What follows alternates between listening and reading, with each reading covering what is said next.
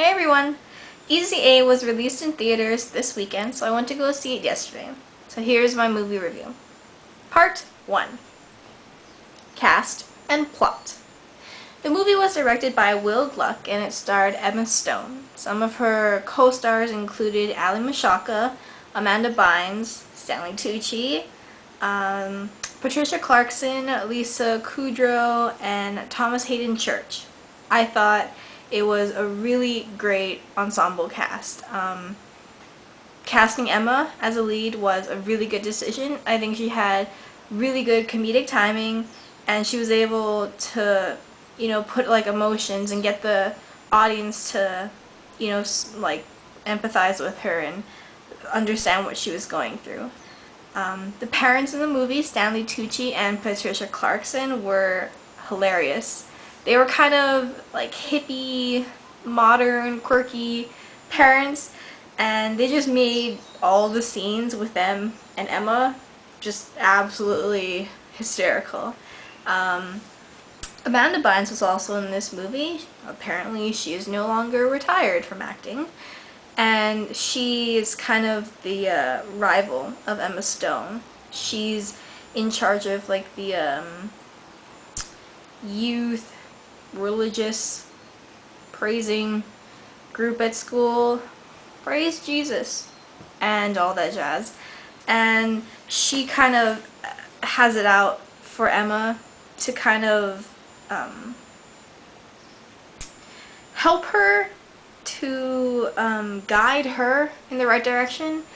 She was very high-strung and very kind of like crazy. Not all the screws are in tight up there, but it was really funny and it was really good to see on screen.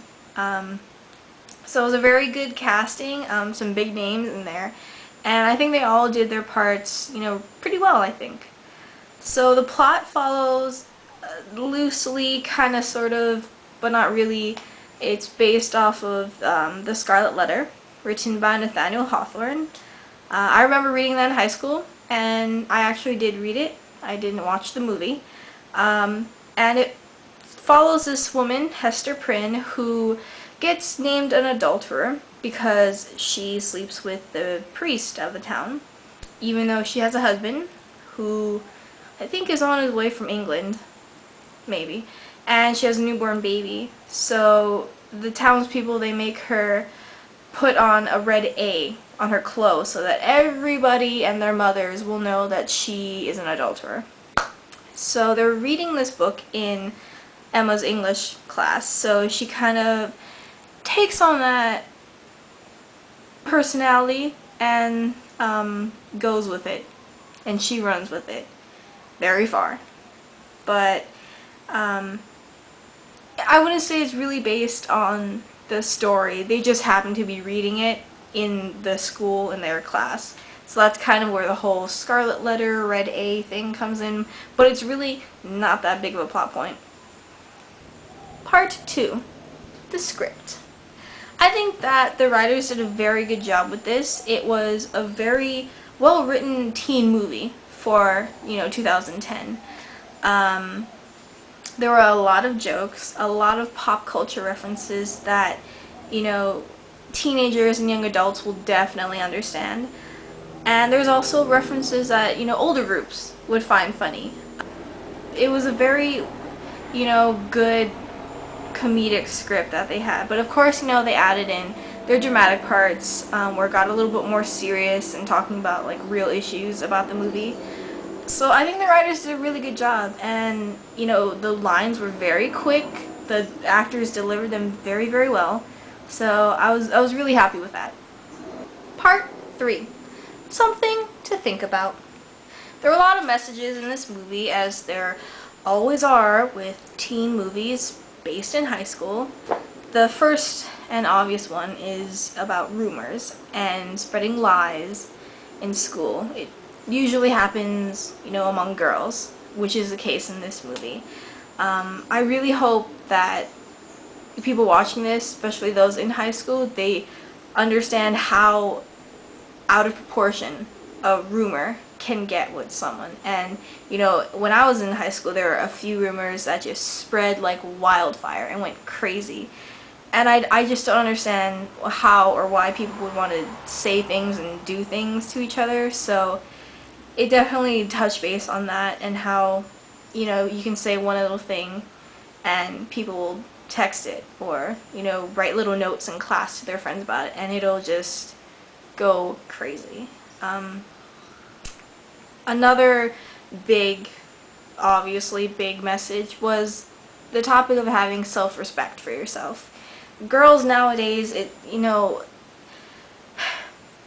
I get really frustrated when I think about this, because I don't understand how they can be alright with, you know, just hooking up with people, or, you know, just going from one guy to another. And guys do it too. Guys do it a lot. And I just don't understand, like, how can a person be alright with that? But of course there are people who do that, and it's their own business. But this movie definitely talked about, you know, having self-respect for yourself, because, you know, the whole thing is that she pretends to lose her virginity to some college guy, and she pretends to be sleeping with a whole bunch of guys in her school, and word gets out that they're paying her for it, which makes her a whore, because whores get paid and sluts just sleep around. But, you know, it's really important for the younger generation to get the idea that you do need to have some self-respect and dignity, you know, and it's better to grasp onto it now than having to go through things and realizing it a lot later.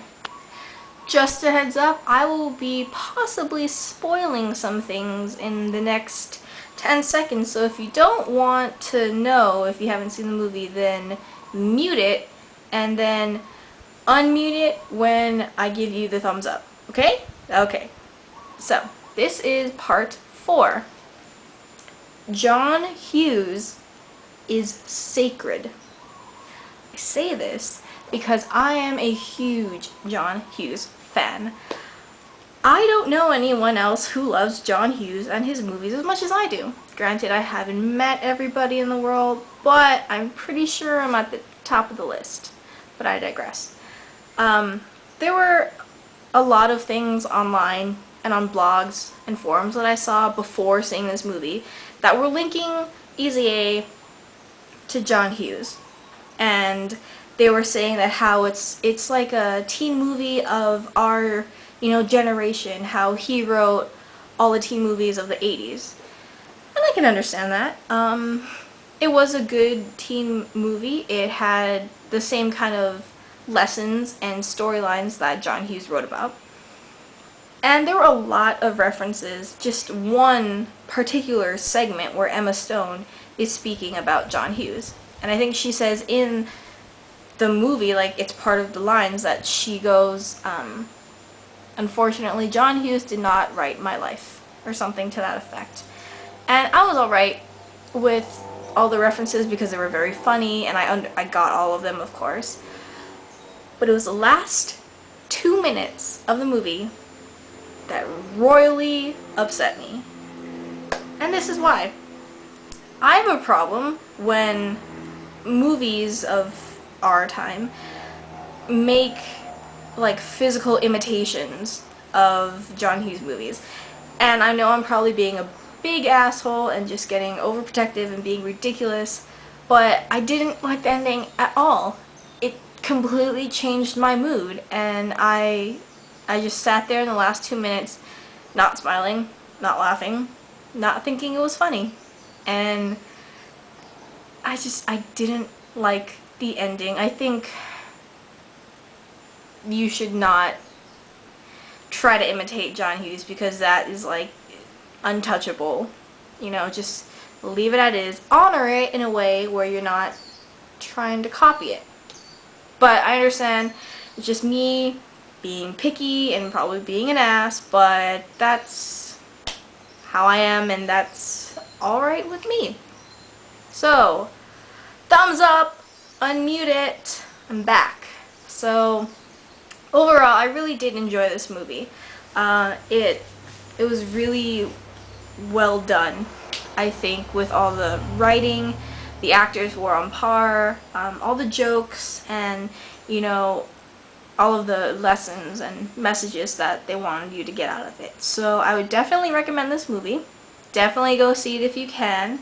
And let me know what you think. If you guys seen it, what are your opinions about the part 4 that I was talking about? If you guys go ahead and voice your opinions. I don't. I welcome them. So yeah, happy movie watching. Bye guys.